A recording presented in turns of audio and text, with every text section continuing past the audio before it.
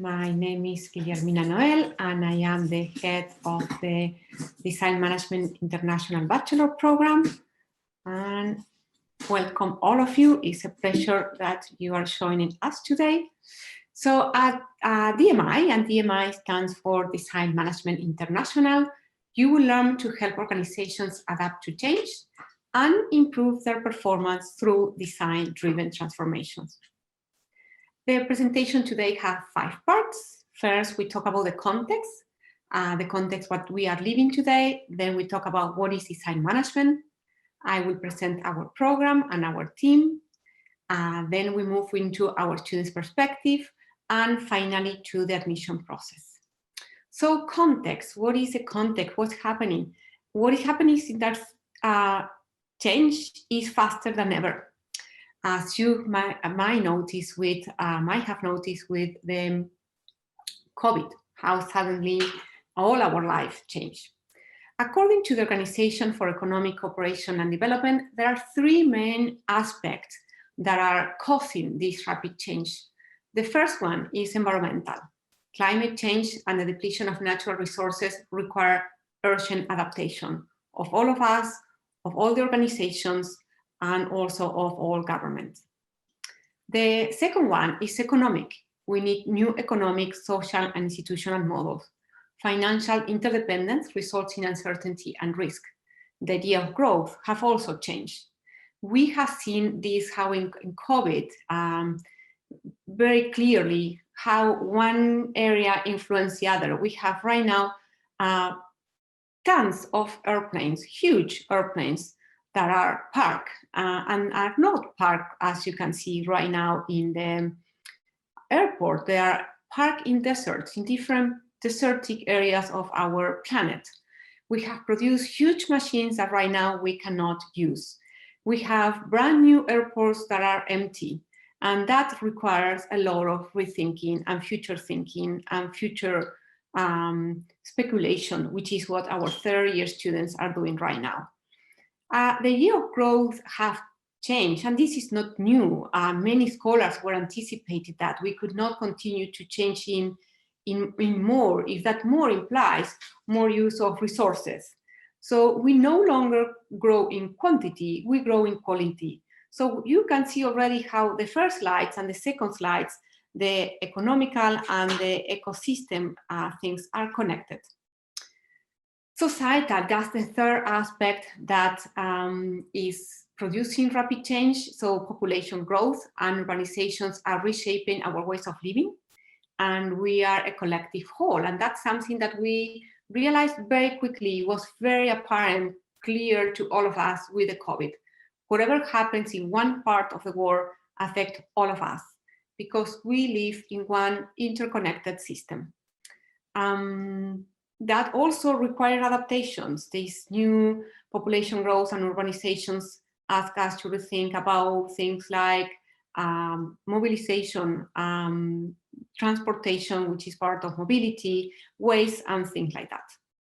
So why design? Design is about creating change. We at Design Management International adopt the definition of Herbert Simon that design is about changing existing realities into preferred one.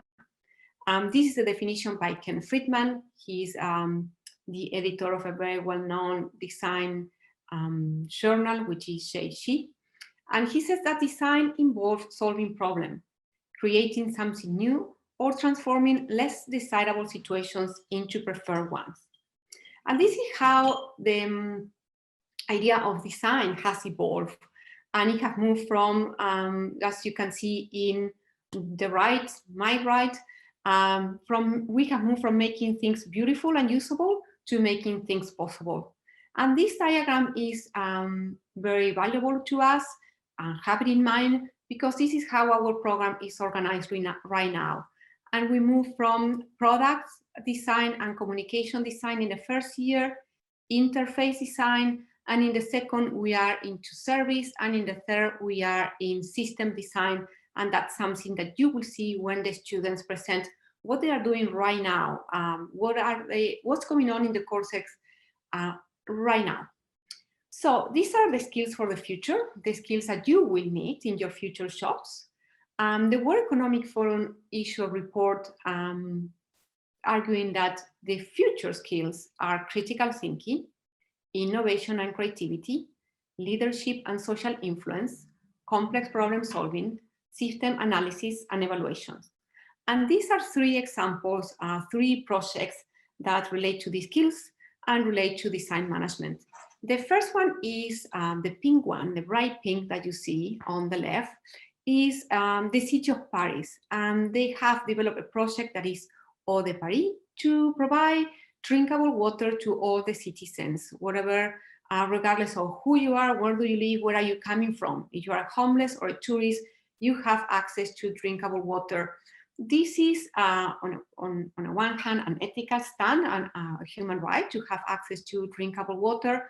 On the other one is an attempt to reduce people from buying water so that we have more and more plastic, empty plastic.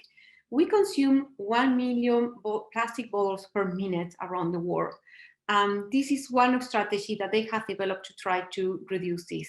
So people can fill in their own bottle, and otherwise they can buy one glass bottle or metal bottle there.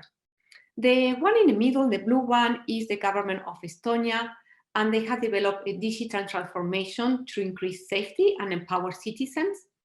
It takes an average of 3 minutes now to submit taxes in Estonia. It's very interesting if you see these two projects.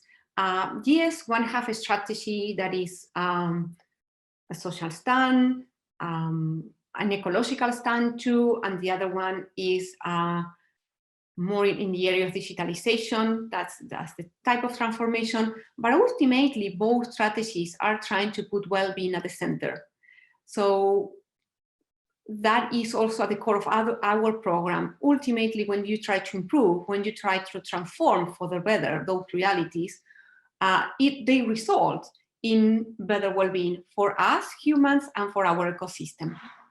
The last strategy, the one you see on the right or my right, over the past years, major studios have changed their business models.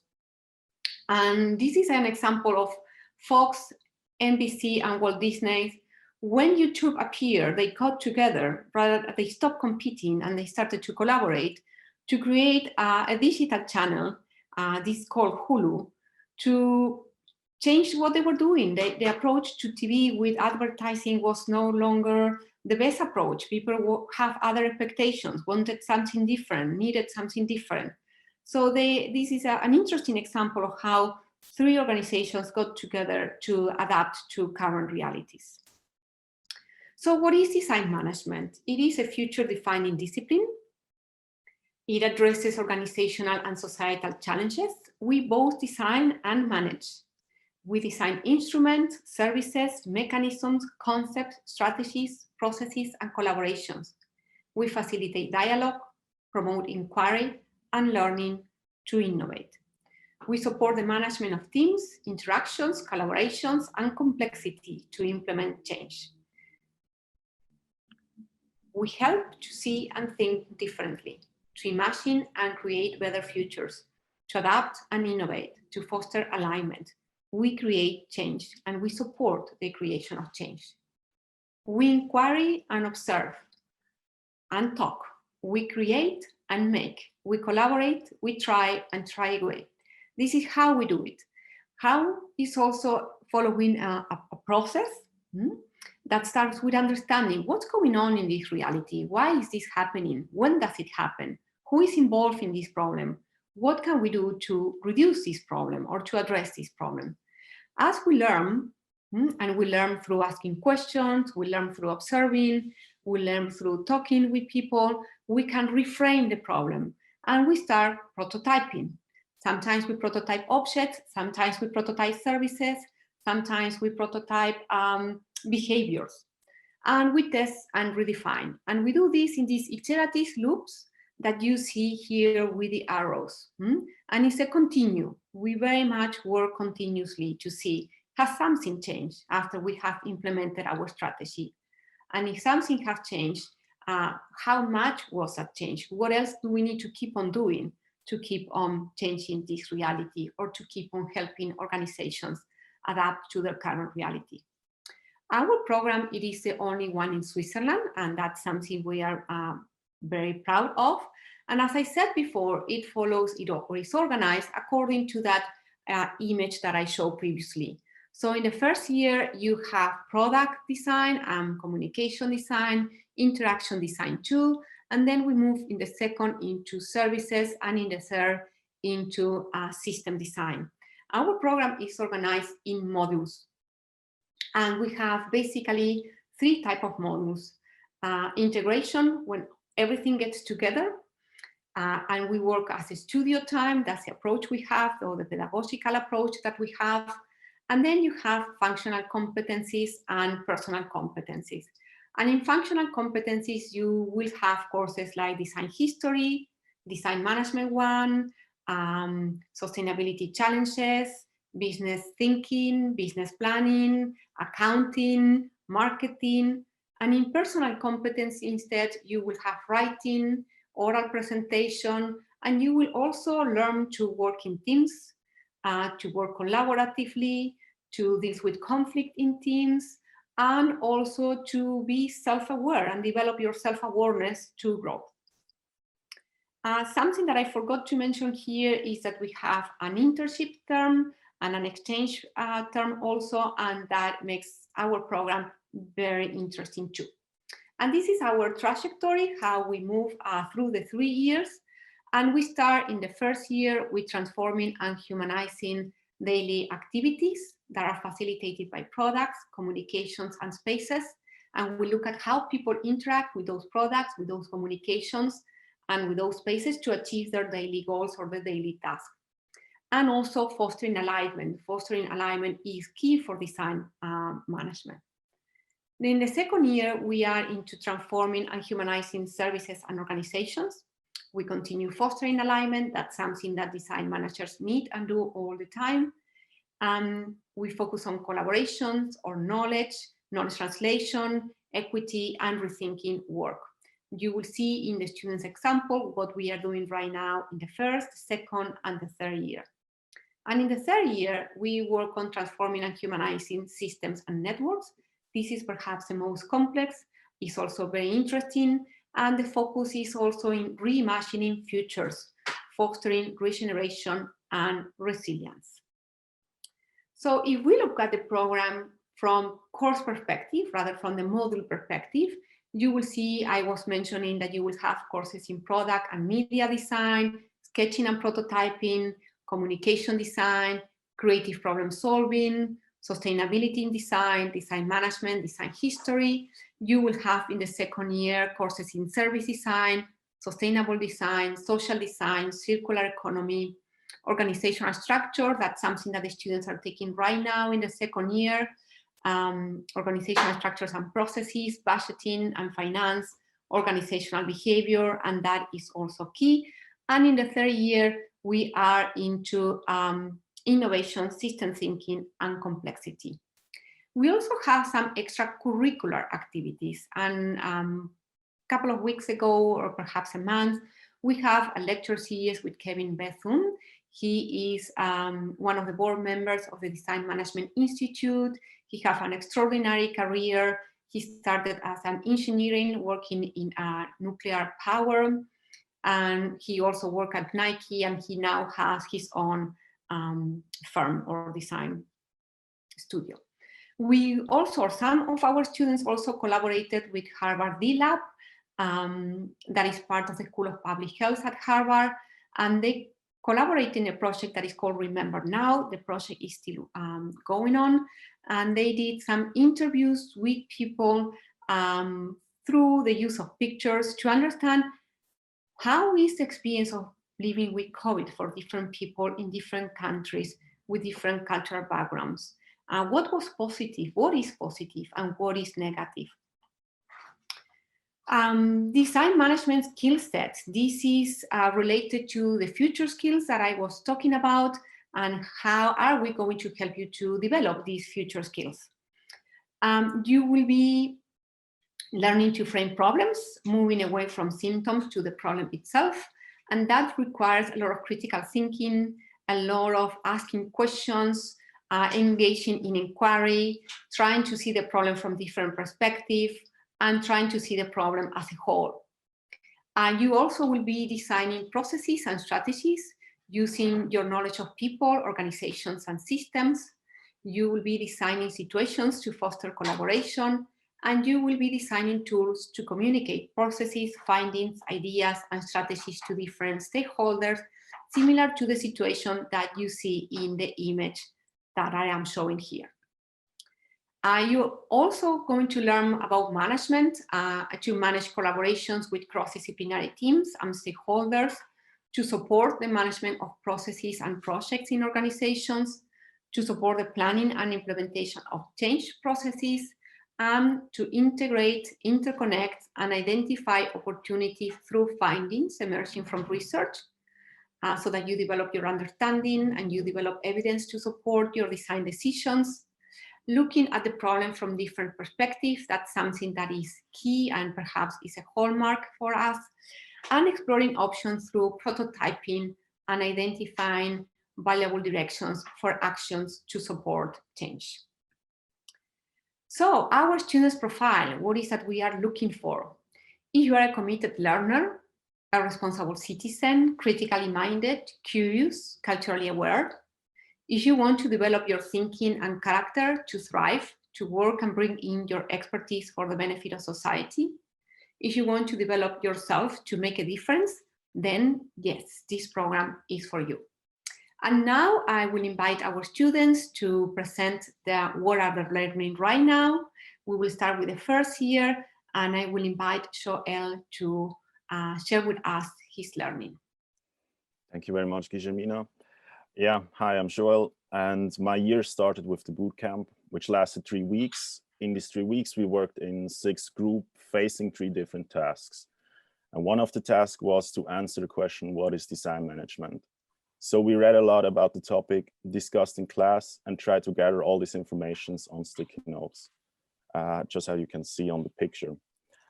It was not so easy because we had different interpretations and also really a lot of information. So we tried to build a common ground in the group so that we afterwards could make a mapping, which you see on the next slide.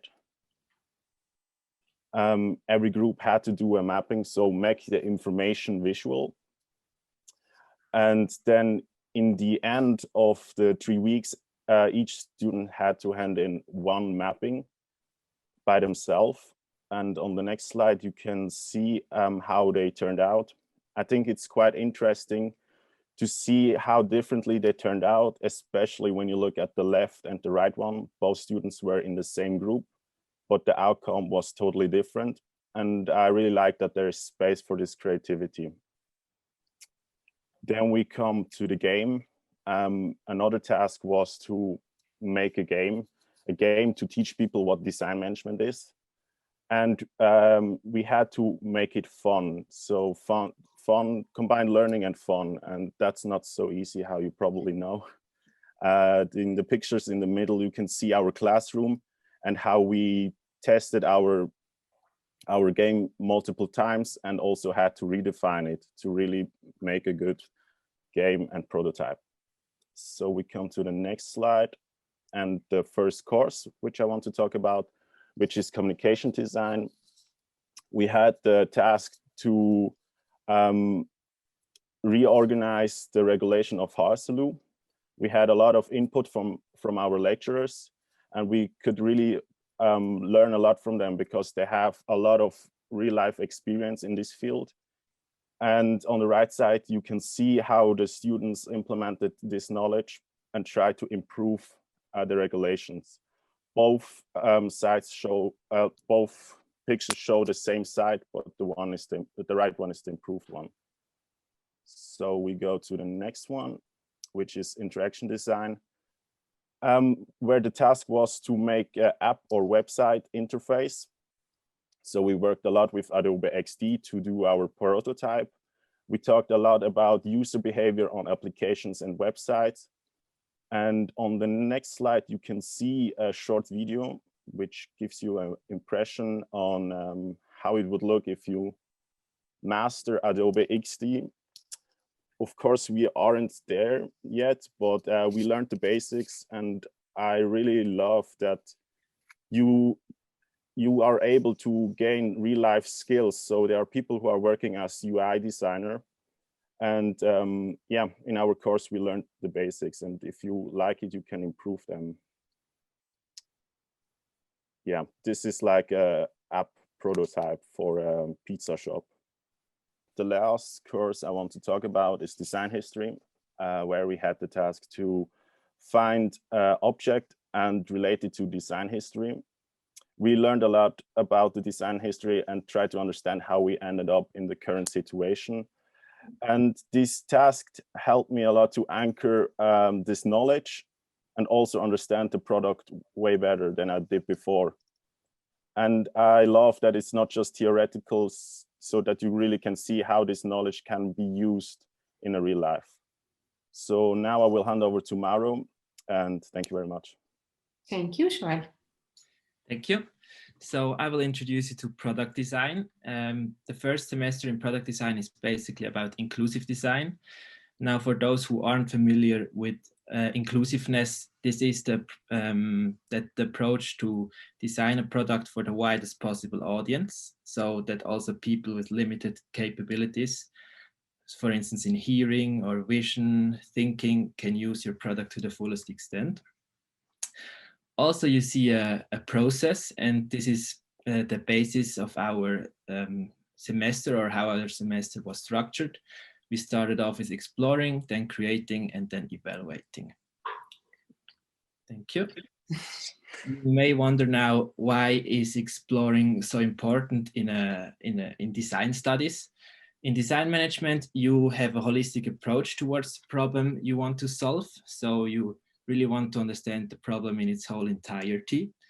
This requires you to dig deep through different layers, not only detect the symptoms, you really want to get through to the core and understand the cause of the problem. And in order to do so, you sometimes describe a user journey, generate a persona, or as we did, quite excessively observe users. So 2 assignments which we had were about observation. The first one was a public space observation. There we had to go to a public space, for instance, a train station, or in my case, a grocery store, and observe behavior of the people passing. I observed the mask behavior, so to say, because it was the first week when the mask policy was empowered in the stores in Switzerland. And the second observation was about ourselves. So we had to note down pretty much every step we did within 1 week. And the reason why we made those 2 observations is to change your mindset, and you start to rethink things that were just usual for you. For instance, afterwards, you have your field notes, go through them and think, okay, why am I always drinking the coffee before I start eating my breakfast? And this one leads you to thinking more critical, also to see patterns and certain interdependencies in such systems. Thank you. Model building and sketching is also part of product design. So DMI DMI don't want you to be an artist. Of course, you can be if you are, but as you see on the left and the right side, I'm certainly not an artist. Nonetheless, we see visualizations as a good tool to foster understanding. On the left side, you see a model I made from the grocery store I observed in assignment 1. And after doing so, I realized, okay, I want to detect the point in time when people put on their mask, because in the beginning, when the policy was new, a lot of people just went into the store and realized, oh, I have to wear a mask. And in the end of the week, people start to wear masks before even coming into my field of view. With making such sectors, it was, of course, easier to gather the information and to cluster them. On the other side, you see exploded view from a computer mouse. Another task we have is to improve an object in terms of inclusiveness. And to do so, we also have to look at it in a holistic view, making a product autopsy and understand the architecture behind such an object. So as you've already heard, design management is an upcoming future defining discipline. We think design management is so important because more and more organizations are aware of the importance and the advantages of design, also about the potential, and include design into their structures, for instance, or into their strategies. Also, design introduces you to a whole new field of possible problem-solving methods and ways. We recommend you to study design management at HSLU because you will learn more about business, social sciences, and mixed with design. Also, from the examples before, you see it's very practical oriented, so you have to go out and observe or making interface of an app. And also, as you gather so many different skills, you will be able to work in various fields afterwards. Thank you. And now we move into the second year, and I will invite Isidora to present what they are doing in the second year. Perfect. Yeah, I'm going to tell you something about the first real life project we're working on right now in the second year. And we are working with Schindler Group. Schindler Group is a Swiss company that manufactures elevators, walkways, and escalators internationally. And we are right now trying to answer the question and also build strategies for Schindler, actually, on the question why working as an elevator or staircase technician is not considered as a career for young Swiss women. Also, what can be done by us to change this reality? So what can we propose to Schindler to actually also work with what they already have and what they're already doing right now, but propose new solutions for them to try to improve and find solutions to actually attract more Swiss women into the job of a technician. Great. See? So, as you see on the pictures, we also had the opportunity to actually go and visit Schindler. So not only are we working in groups within DMI, but we're also going outside of DMI and talking to the people from the company there. So we had the opportunity to go around Schindler Group and talk to different apprentices from different various apprenticeships. Also to get their opinion on diversity and also how they feel about it, how they experience it in everyday life. As there are already a lot of Swiss women working there, we also had to talk with them how they experience that exchange. We also had the opportunity then to speak to the head of the diversity program of Schindler to get a deeper insight of what they are already doing, what they already tried to do, and what campaigns they have. So to already pick that up and improve on that instead of coming up with something new maybe. We also talked to two apprentices from Schindler to also get their opinion on how they feel at Schindler, how they are working, how they feel about the diversity, which was one of the methods for us to then start working and developing strategies. Another option was where we then worked in our teams of 3 people. We developed a cultural probe, which is a toolkit with a lot of different tasks, which are asking directly and indirectly about diversity and also women working in technical jobs, including STEM subjects. So we have all had the opportunity to put in creativity into our work and develop a toolkit, which we then gave to younger girls that are in the stage of searching an apprenticeship in high school, to get more answers of them on why they're not interested in technical jobs or what could be patterns that we observe on the question.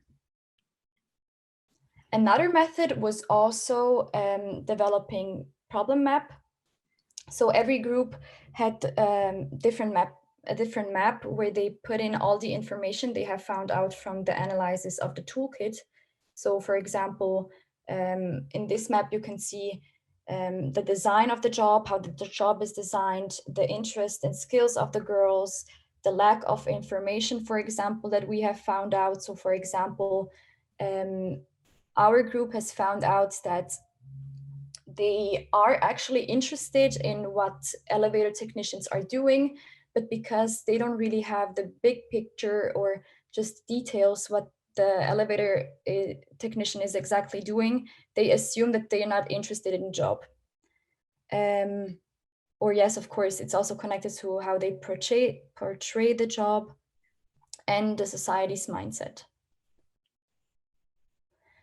So the project itself in the second year is very broad. So almost all of the subjects that we have are connected to the project with Schindler, but you don't only learn about, for example, the processes or how to apply all of these tools. You also learn how to communicate within your team. So for example, we have the one subject, organizational behavior, where you actually learned to communicate to the stakeholders, for example, as well as within your team. So how do you work efficiently together, communicate, and also very importantly, how do you communicate with the company about such problems without being too direct in that sense. Right. And why DMI? For me, this semester was very important because, as I have already mentioned before, you learn a lot of different stuff on like a lot of different parts of what it concludes to work within a team on bigger projects. And I then had the opportunity to really put that into my freelancing this semester, where I could really put in all of the processes and everything that I've learned, but also the knowledge of how to work together with people, especially if you just met them, bigger companies, how do you communicate with them? How do you solve problems if they occur? And of course, the whole international perspective, also because we have a lot of different people in our classes, we have a lot of people with different backgrounds, which also requires to know how to communicate with them, how to work with them. Everybody has different perspectives, which is always very interesting when working in groups, but you also learn a lot because as everybody is different, you also learn how to communicate with everyone and how to pick out ideas from everybody. Thank you very much. And now we move into the third year, and I will ask Lara to introduce her learnings. Thank you. So on this slide, you can already see a quick overview of my 3 key learnings. As Guillermina has already told you in the beginning, the third year is pretty much about system design, thinking in networks and wider systems. So that means that we more take a macro level and try to understand the problem in its entirety and complexity to really solve it and not just work on the symptoms of it. So let's go more into the details. This is the first course. It's called Impact Communication. And here I really learned about how can you create an impact through communication. So how can you use communication to change the behavior of a person?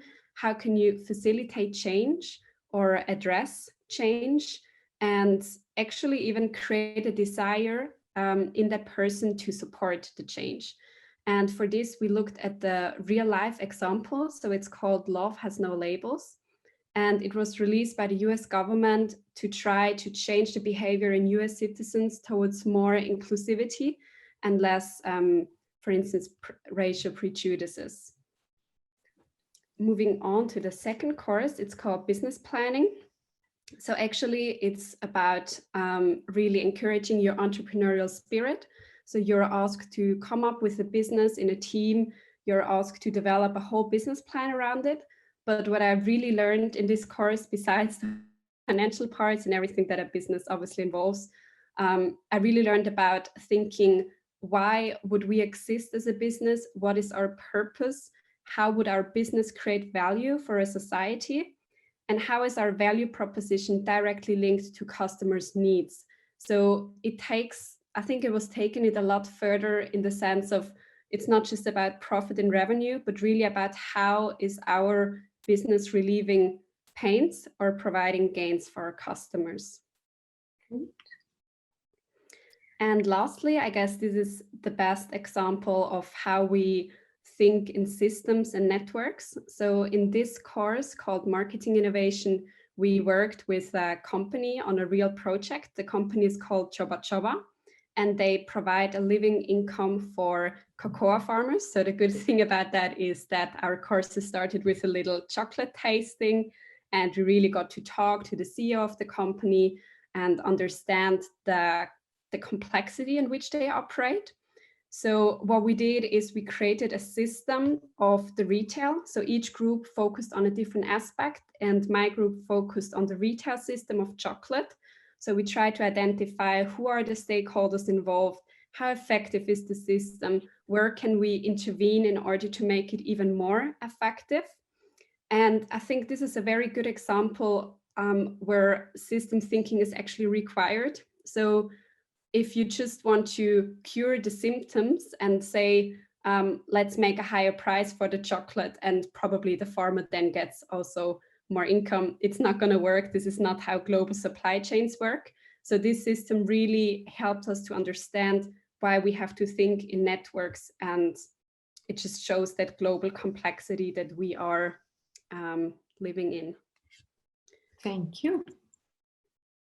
So one reason to study DMI is definitely that we have a great community. Everyone helps each other out. John will talk about this a bit later in the DMSA, but obviously if you have any questions, you can find my LinkedIn and my email address, and I'm sure the other students will share theirs too, and just feel free to reach out for any questions. Thank you, Lara. Yes, we can write the emails in the chat, our email, so that you can contact us. Sean. All right. First, I'm talking a bit about my learnings before heading into the association. I'm covering 3 subjects as well. The first one is design planning. This is more of a design course, obviously, as the name also states, where we learn 2 things. First of all, what is the value of design? Where can we put design? Where is it placed? What place does it take within a product, within an organization? We learned this is sort of a key understanding that you have to acquire during your studies, and it also starts early on in the studies, but now in the 5th semester it's very interesting to look at it from another perspective and get sort of a closure in that sense, before we then develop an argument of change. A lot of products are products of change, and they change something. They're also an answer in a sense. They answer to customer needs or to what needs are out there in the society. And the thing we do is a design case study. So we analyze a technological product for their design aspects that go into it. In my case, I chose the Microlino. This is a car from Zurich, a Swiss car that is covers a customer need that is coming up because people are more sustainably aware and want to reduce, and it's an answer to those things. And it's in the middle of development right now. I'm currently writing on the paper and looking forward to finish up that one soon. Second subject is international management. That's sort of a little bit on the other side of management and business, where we try to understand cultures. So this course is all about cultures. Very interesting, as you can imagine. There's a lot of cultures around the globe, and we have to deal with them, and we can deal with them. And it's also, if you know how to go about it, it's a big pleasure also to be getting to know different cultures and talk to people from different cultures. And if we look at it from a work environment in this course, we also look at how to lead teams globally. So if you have different cultures in your team, how do you go about, how do you get them to align? And in this semester, sort of a special part that was interesting for me was the virtual team management. So we actually learn how to host Zoom meetings, how to manage a team online, how to work together collaboratively on different softwares and with different tools. In this course, we had 3 different smaller exercises instead of one big one. One is a movie analysis from Netflix. We watch a movie and we just write a little analysis on it. The other one would be a country profile, where we look at expats in Finland, my group. Every group chose a country, and with some personal relations, we chose that one. And it's very interesting to look at how this culture affects people who go in there, and also when they come back to their origin country. So those kind of the Scandinavian culture a little bit. And the third one is when I analyze beer cultures around the world. So we found out that a lot of cultural aspects from many countries around the world are reflected sort of in the beer culture itself. And that's where I write a little paper about it and maybe present it to my colleagues. Last but not least, the big one. Every fall semester we have a big project, and this is in the 5th one, is the integration project IP5, where it's sort of a 3-step process, I would say. First of all, we do research. We look at what's there, how is the situation, to really get an understanding of the problem, of what's going on.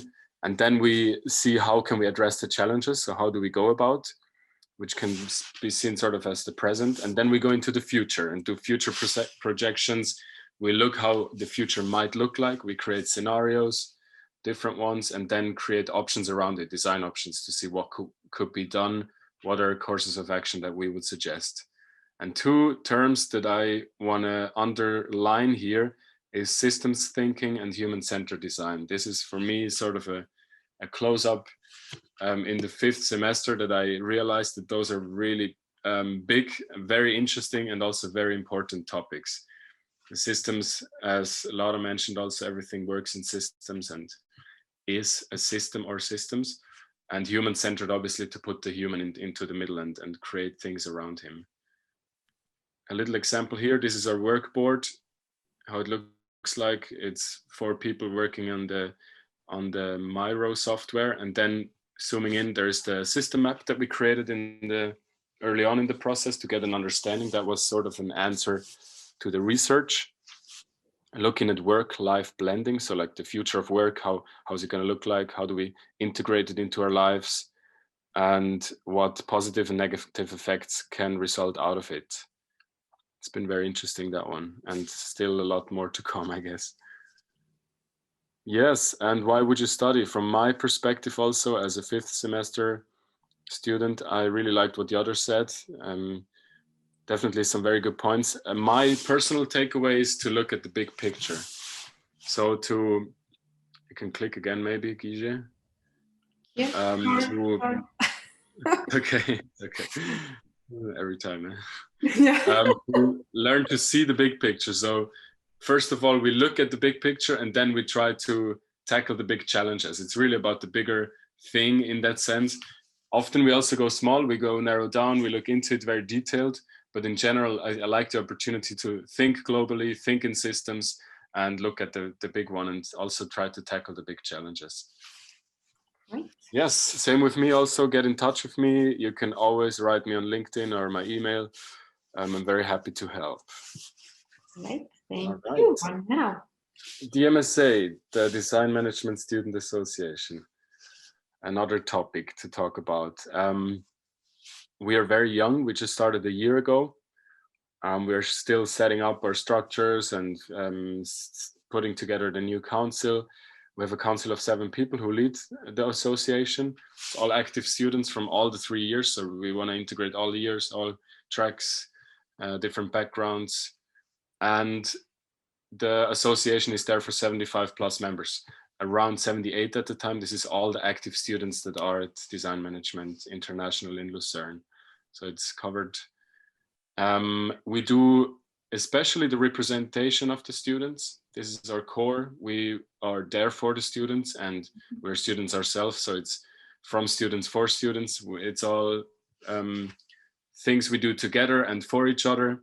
And therefore, we want to enhance the student experience. So we want to do whatever we can as students to make it better here, to make it maybe a little bit more fun sometimes, or to help out wherever we can.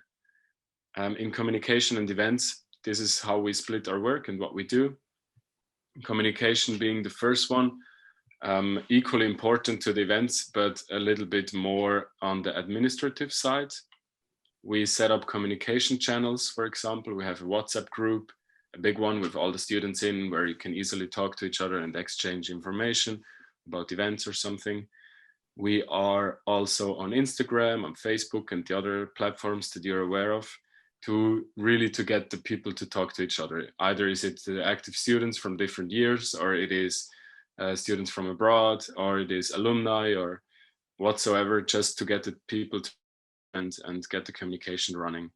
The mentoring program is in support of that, a little bit more hands-on, where students can help out each other. So for specific topics, if you need help with a subject or with a software, that's where we're there also for each other, of course. And then we also give the students support if needed. That's very basic if you need help with something in your studies. And the alumni network, which is coming in the future. So if you will stay in touch with DMI, you will maybe hear a lot more about that, about the alumni network. Yes, then quickly about the events. We have one main event, which is the Christmas event we have every year, hopefully in the future. This year is a bit unstable yet, but we look into it, and it's combined also with the general meeting, where we have the formal association meeting with everyone. Apart from that, we have the Dmsa Stammtisch, which is sort of a round table where we get people to talk to each other. Again, it's for that purpose. And then we have the Dmsa Podcast. This is something very cool right now, as it is to move the whole conversation we have right now online, because we can't meet in person. We thought it would be a cool idea to create a podcast. And there's other things we do as well, like talks, meetups, hikes, and so on. Yes. Lastly, some pictures of last year, so you can get an impression how the Christmas event was. It was a lot of fun. We could have the entrance hall of our university just for us. That was quite cool. And yeah, get in touch with us. The last slide you can see, follow us on Instagram and message us on WhatsApp if you want. You can take a screenshot, or you can scan the code quickly, or I'm also gonna put it in the chat, of course. Thank you very much. Thank you, Sean. And now I continue with our team. And one of the strengths of our team is the power of diversity. We are all very diverse. We have diverse backgrounds, so the students have been talking about system thinking, and Hans Kaspar is in charge of teaching that and helping the students develop a mindset, a holistic mindset, to look at things as network. He also has a background in human-centered design and innovation planning. Claudia is a social anthropologist and a communication scientist. My background is also in human-centered design, design research, and design facilitation. I work in healthcare systems. Jorge has background in economy and business, and he teaches in the area of strategic and organizational design. You will learn with him organizational processes and structures.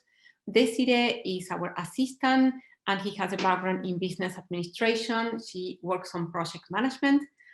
Daniel, you have also heard a lot about sustainability, and he is our expert in sustainability and circular economy, with background in environmental technology and management, transformation design. We also have, this is a core team, we also have very diverse set of professionals that come to teach to us from diverse companies, SBB, Credit Suisse. We have a leader in design for government and design for policy. She's a director of the Competence Center for Design and Management, Sabine Junginger. So we are very proud of the team we have. I am part of the Future of Design Education. This is an initiative created or initiated by Don Norman. He's an international design leader. And this was also developed in collaboration with IBM Design. And we are looking at what can we do to improve the future, or to improve design education. And so what I bring there, I bring here.